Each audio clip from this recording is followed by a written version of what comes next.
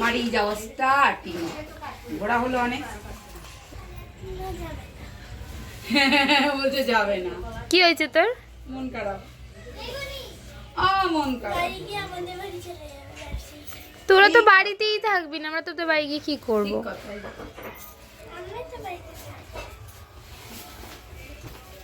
নমস্কার, কেমন আছেন সবাই? আশা করছি সবাই খুব ভালো আছেন, আমরাও ভালো আছি। দেখলেন বাড়ি যাওয়ার জন্য সব প্রস্তুতি শুরু হয়ে গেছে। ভিডিওটা দিতে অনেক দেরি হয়ে গেল, কারণ ভিডিওটা খুঁজে পাওয়া যাচ্ছিল না, সেই জন্য আমি দিতে পারিনি। তো দেখো, আজকের দিনে আমরা চলে এসেছি, কারণ ছট পুজোর দিন। ছট পুজোয় আমাদের তিস্তা নদীতে অনেক বড় করে পুজো হয়। তো আমরা ওদিকে বাড়ি যাওয়ার জন্য গোছান গাছন করে আমরা ওদিকে আবার নদীতে গেছিলাম পুজো দেখতে। তো একদিকে বাড়ি আসার মন খারাপ, আর একদিকে হচ্ছে আনন্দও ছিল যে ছট পুজো। তো এখানে অনেক বড় করে ছট পুজো হয়, আমিও জানতাম। প্রত্যেক বছর আমরা আগে যেতাম, এখন আর যাই না। যেহেতু আমাদের ওখানে বাড়ি, সেহেতু আমাদের বছরে একবার করে যেতেই হতো। তাই জন্য আমরা ছট পুজোর আগে যেতাম, ছট পুজোর পরে আমরা চলে আসতাম। তো অনেক বছর পর আমি বাড়িতে গেছি, তারপরে ছট পুজো দেখেছি, খুব মনে একটা আনন্দ ছিল। তো ভালোও লাগছিলো। একদিকে হচ্ছে তিস্তা আর একদিকে হচ্ছে করলা নদী, তার মাঝখানে পুজো। মানে একদিকে এটা হচ্ছে তিস্তা, তো আমরা করলা নদী যাব পরে। তো আগে তিস্তায় যাই, ঘুরে আসি। এখানে অনেক বড় করে পুজো হয়। গোছানোর জন্য একটু লেটই হয়ে গেল, কারণ এদিকে গোছাতেও হবে, আমাদের এদিকে ট্রেনও আছে। তো সেই জন্য একটু দেরি হওয়াতে একটু ওরা মানে তাড়াতাড়ি হয়ে গেছিলো পুজোটা, লেট করে আমরা ঢুকেছি। তো এখানে পুজোটা সত্যি খুব বড় করে হয়। কলকাতার পুজো তো হয়ই, আমরা দেখেছি, এর আগেও আমার ভিডিও আছে ছট পুজোর, বাবুঘাটের। তো এইখানে তিস্তা নদীর আমাদের বাড়ির পুজো, বাড়ির সামনে পুজো আর কি। তো দেখো কত সুন্দর লাগছে। আমার তো ভীষণ ভাল লাগে ছট পুজোটা, কারণ এরা এত বড় করে করে। শুধু আমার কেন, সবারই ভালো লাগে হয়তো ছট পুজোটা। এই যে আমাদের সবাই গঙ্গায় নদীতে নামছিল, আমি দাঁড়িয়েছিলাম এখানে। সবাই পিছনে আমার যা ভাসুর দেওর ফ্যামিলি অনেক কেউ দাঁড়িয়েছিল, দেখছিল। তো আমি আর নামিনি, বাদবাকি সবাই একটু করে নেমেছিল।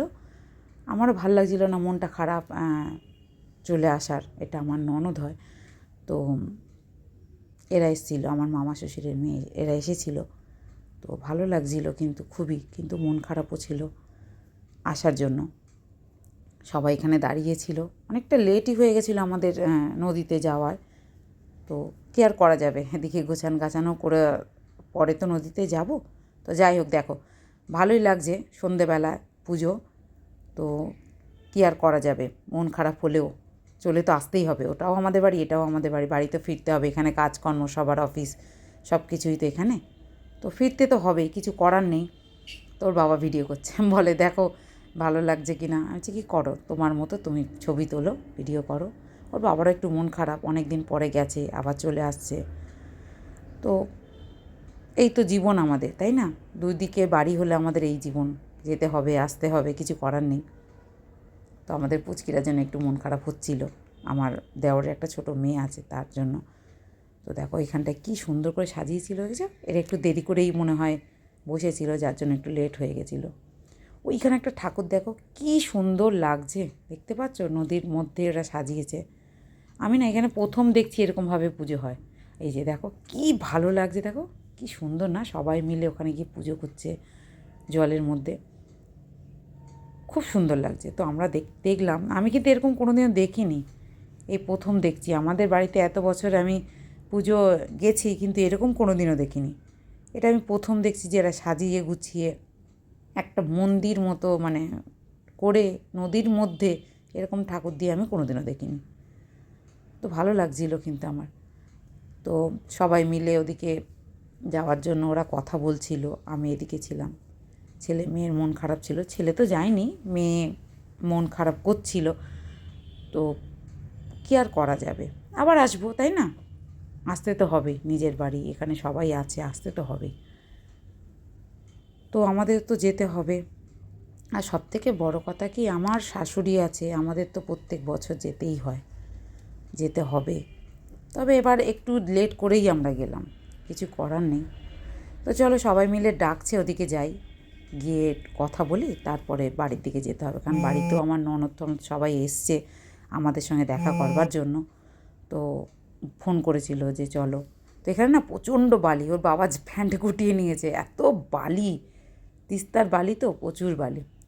চলো বাড়ির দিকে এবারে রওনা দিই, সব কথাবার্তা বলা হয়ে গেছে, মানে যারা ছিল আমাদের আত্মীয়রা ওরা বললো চলো লেট হয়ে যাবে এবার ট্রেনে, তো সেই জন্য আমরা বাড়ির দিকে রওনা দিচ্ছি। এখানে লাইটগুলো কি সুন্দর লাগছিল, তো একদিকে মনে হচ্ছিল যে না একটু থাকি, আবার মনে হচ্ছে যে না যেতে তো হবেই, ওখানেও ছেলে আছে, জিমি আছে, বাড়িটা ফেলে রেখে এসেছি, এতদিন হয়ে গেল।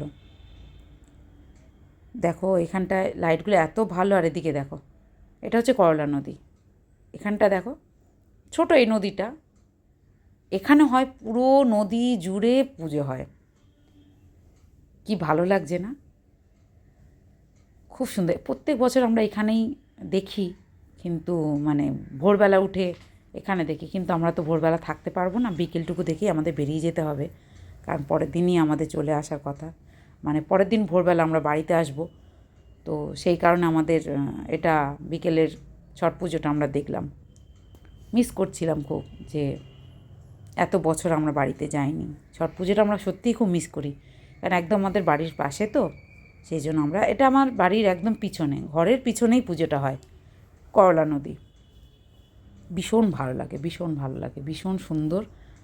তো এটার জন্য আমরা বেশিরভাগ বাড়িতে আসি, যে ছট পুজোটা আমরা দেখব, কেন এখানে আমাদের পাশে অনেক কেউ পুজো করে, বাঙালিরাই করে, হিন্দুস্তানিরা করে তা নয়, বাঙালিরাও প্রচুর বাঙালিরা করে, কি ভালো লাগছে না। আবার একটা বছর পর আবার শুরু হবে, আবার যাওয়া হবে, মন খারাপই হচ্ছিল একটু, কিন্তু কি আর করা যাবে, কিচ্ছু করার নেই। এত সুন্দর সাজিয়েছে না, ওপারে গেলেও যেতে পারতাম, কিন্তু সময়ের অভাবে যেতে পারিনি, কি আর করব। দেখো কি সুন্দর লাগছে যে ওরা করেছিল, খুব সুন্দর লাগছে, সাজিয়েছে এত সুন্দর করে, আর ওরা সাজায়ও খুব সুন্দর করে, দুদিন ধরে ওরা পুরোপুরি দুদিন ধরে ওরা গুছিয়ে গাছিয়ে রেখে যায়, করে, খুব সুন্দর লাগে দেখতে। তো চলো আমরাও রওনা দেব, আমার যা বলছে চলো দেরি হয়ে যাচ্ছে ট্রেনের জন্য।